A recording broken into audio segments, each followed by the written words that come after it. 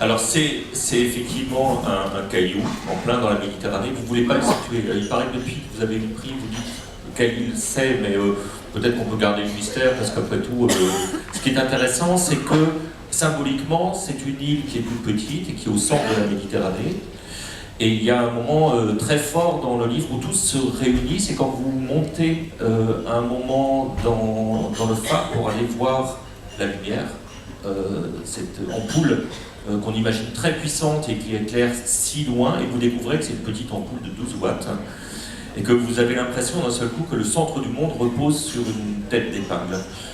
Et ça, c'est magique, la manière dont vous rassemblez tout sur ce petit bout de territoire. Un peu comme finalement tout ce que vous, faites, votre manière de parcourir le monde. Oui, j'étais parti parce que je t'épuisais, j'étais vraiment fatigué pour mes problèmes. Et j'avais besoin d'un lieu où me reposer loin du monde. Et je me suis trompé parce que le phare m'a placé au centre du monde.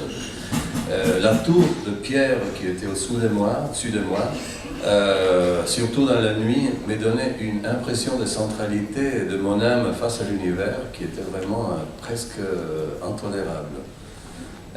Même si ça ne me donnait pas de l'angoisse. J'étais heureux de ça. J'étais heureux de retrouver mes limites face à l'univers. C'est ça.